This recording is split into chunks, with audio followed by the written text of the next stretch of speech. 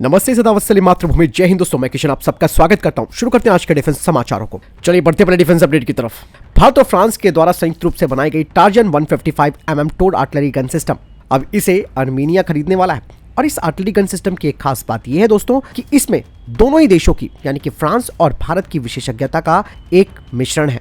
और इस टार्जन के लिए दोस्तों फ्रांस ने भारत को इसका डिजाइन और टेक्नोलॉजी प्रदान की है। इसके बाद भारत ने इस आर्टिलरी सिस्टम के लिए कई सारे जो सब सिस्टम्स हैं उन्हें तैयार किया है। और भारत ने जो सब सिस्टम्स तैयार किए हैं उनमें एडवांस कम्युनिकेशन नेविगेशन सिस्टम शामिल है, जो कि मॉडर्न वॉरफेयर सिनेरियो के लिए काफी महत्वपूर्ण होता है, जहां पर सटीकता और स्पीड सबसे प्रमुख मानी जाती है। और आप सब जानते हैं कि इस टार्जन सिस्टम के अलावा अर्मीनिया ने भारत से Pinaka multi barrel rocket launcher और आकाश एयर डिफेंस सिस्टम की खरीद के लिए भी समझौते किए हैं। और आने वाले महीनों में इन सभी सिस्टम्स की डिलीवरी अर्मीनिया को होगी, जिससे कि उनकी सैन्य क्षमताओं में जबरदस्त इजाफा होगा और उनका दुश्मन जो अजरबैजान है, जो पहले से बैकफुट में आ चुका है, उसे एक बहुत बड़ा धक्का लगेगा। टार्जन सिस्टम से दोस्तों आप एक बात और समझ सकते हैं कि ये भारत और फ्रांस दोनों के बीच डिफेंस टेक्नोलॉजी की साझेदारी का एक बड़ा उदाहरण है। और ऐसे ही आपने प्रोजेक्ट 75 के मामले में देखा होगा कि फ्रांस ने भारत को पनडुब्बियों की टेक्नोलॉजी दी। दोस्तों भारत अब इंडोनेशिया के राफेल फाइटर जेट्स के लिए MRO यानी कि मेंटेनेंस, रिपेयर और ओवरहॉल की क्षमताएं प्रदान करेगा। इसे लेकर भारत की इंडोनेशिया के साथ बातचीत चल रही है। आप सबको मालूम है कि फरवरी 2022 में इंडोनेशिया की एयरफोर्स ने 42 फ्रांसीसी राफेल फाइटर जेट्स का ऑर्डर दिया था, जिनकी अनुमानित कीमत करीबन $8.1 बिलियन है। अब यहाँ पर दोस्तों ये भारत के लिए एक बहुत बड़ा अवसर भी है, क्योंकि इस तरीके के जो एडवांस फाइटर जेट्स हैं उनकी लाइफ साइकिल मैनेजमेंट को करना बहुत महत्वपूर्ण हो जाता है। ऐसे में अगर भारत इंडोनेशिया के फाइटर जेट्स को सपोर्ट देता है तो इससे भारत को भी एक बड़ा फायदा मिलेगा, क्योंकि भारत खुद अपने MRO के लिए बुनियादी ढांचे को विकसित कर रहा है। और 2020 में भारत को पहला बैच मिलने के बाद ये MRO सुविधाएं शुरू हो गई थी, और तब से जो भी अनुभव प्राप्त किया है भारत ने, उसी का इस्तेमाल करके भारत इंडोनेशिया के फाइटर जेट्स को भी ये फैसिलिटी दे सकता है, जिसमें कि भारत इंडोनेशिया के राफेल फाइटर जेट्स की नियमित जांच, मरम्मत और ओवरहॉल कर सकता है, ताकि ये सुनिश्चित किया जा सके कि राफेल फाइटर जेट अपनी टॉप ऑपरेशनल कंडीशन में रह सके। और आप सब जानते हैं कि इंडोनेशिया के साथ भारत की ब्रह्मोस डील को लेकर बातचीत भी चल रही है। बढ़ते नेक्स्ट अपडेट की तरफ दोस्तों। रक्षा मंत्रालय ने भारतीय नौसेना के लिए medium range surface to air missile, जिसे कि MRSAM कहते हैं, उनकी आपूर्ति के लिए भारत डायनेमिक्स लिमिटेड के साथ लगभग 2,960 करोड़ रुपए की लागत का एक कॉन्ट्रैक्ट साइन किया है। MRSAM सिस्टम एक स्टैंडर्ड फिट है, जो कि भारतीय नौसेना के कई जहाजों पर लगाया जाता है। और अब भारत अपने नौसेना के सभी जहाजों पर MRSAM लगाने की योजना बना रहा है। ये कॉन्ट्रैक्ट भारत की रक्षा क्षमताओं को मजबूत करने और एडवांस सैन्य टेक्नोलॉजी को स्वदेशी बनाने के चल रहे प्रयासों में भी एक महत्वपूर्ण मील का पत्थर है। यहाँ पर दोस्तों एक चीज और मैं बता दूं कि ये जो MRSAM है, इसमें बड़े पैमाने पर स्वदेशी सामग्री होगी और इन मिसाइलों की आपूर्ति भारत डायनेमिक्स लिमिटेड द्वारा बाय इंडियन कैटेगरी के तहत की जाएगी। मतलब साफ वही जैसे कि मैंने बताया कि इसमें स्वदेशी सामग्री अधिक होगी। चलिए बढ़ते हैं नेक्स्ट अपडेट की तरफ। IIT खड़गपुर में defence innovation accelerator centre for excellence ने एक नया अनमैन ग्राउंड व्हीकल, जिसे कि UGV कहते हैं, उसे तैयार किया है, जिसे कि उन्होंने DRDO की vehicle research and development establishment के साथ मिलकर तैयार किया है।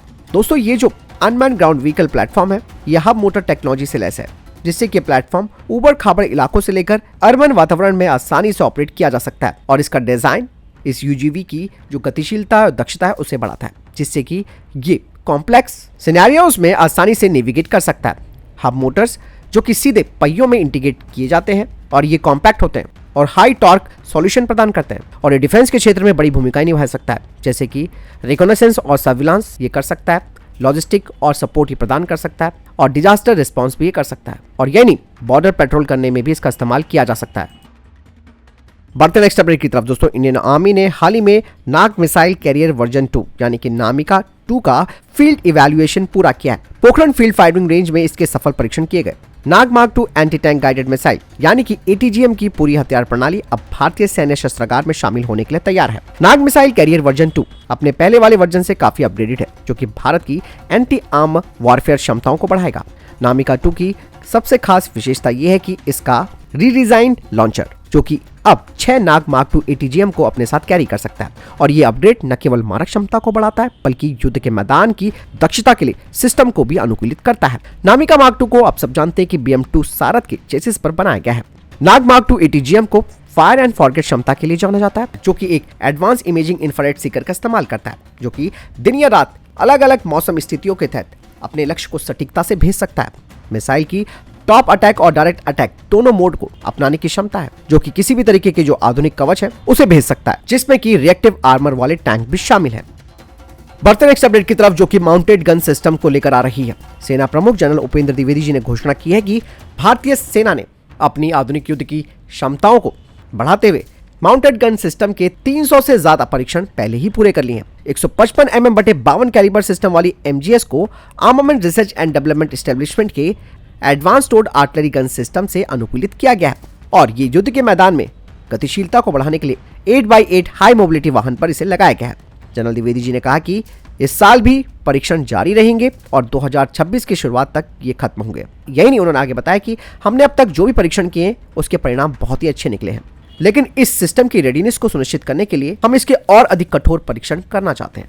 दरअसल दोस्तों, इस माउंटेड गन सिस्टम को रेगिस्तान और हाई एल्टीट्यूड वाले दोनों ही वातावरण में प्रभावी ढंग से ऑपरेट करने के लिए सावधानी पूर्वक डिजाइन किया गया है, जो कि शूट और स्कूट स्ट्रैटेजी के तहत काम करती है, यानी कि गोली चलाओ और भाग जाओ। और बताया गया है कि इसकी 45 किलोमीटर की फायरिंग रेंज है। बढ़ते नेक्स्ट अपडेट की तरफ, डीआरडीओ की GTR यानी कि गैस टरबाइन रिसर्च एस्टेब्लिशमेंट अब अपने छोटे टर्बोफैन, जिसे कि STFE कहा जाता है, उसे अब और मॉडिफाई करना चाहती है ताकि इसका इस्तेमाल एयर लॉन्च एप्लीकेशंस के लिए किया जा सके। और STFE, जिसे कि मानिक इंजन के रूप में जाना जाता है, जिसे कि खास तौर पर सबसोनिक क्रूज मिसाइल और अनमैन्ड एरियल व्हीकल्स को पावर प्रदान करने के लिए विकसित किया गया है। ये लगभग 4.5 किलोन्यूटन की थ्रस्ट रेटिंग के साथ आता है। इस इंजन ने सफल उड़ान प्रदर्शनों सहित कई तरीके के परीक्षणों में अपनी विश्वसनीयता साबित की है, लेकिन कुछ नई चुनौतियां इस इंजन के आगे हैं, जैसे कि एयर लॉन्च सिनेरियोस को लेकर, जिसमें कि फ्यूल मैनेजमेंट, थ्रस्ट कंट्रोल और ऑपरेशनल रेजिलियंस और विभिन्न एटमॉस्फेरिक स्थितियों के तहत इसे तैयार करना, जिसके लिए इसमें मॉडिफिकेशन की सख्त जरूरत बताई गई है। और इस तरीके से अगर ये STFE इंजन जो है वो मॉडिफाई हो जाता है, खास करके एयर लॉन्च एप्लीकेशंस के लिए, तो इससे भारत को काफी बड़ा फायदा मिलेगा, क्योंकि दोस्तों एयर लॉन्च में सक्षम STFE हमारे जो एरियल प्लेटफॉर्म से क्रूज मिसाइलों को डिप्लॉय करने के लिए काफी महत्वपूर्ण हो जाएगा।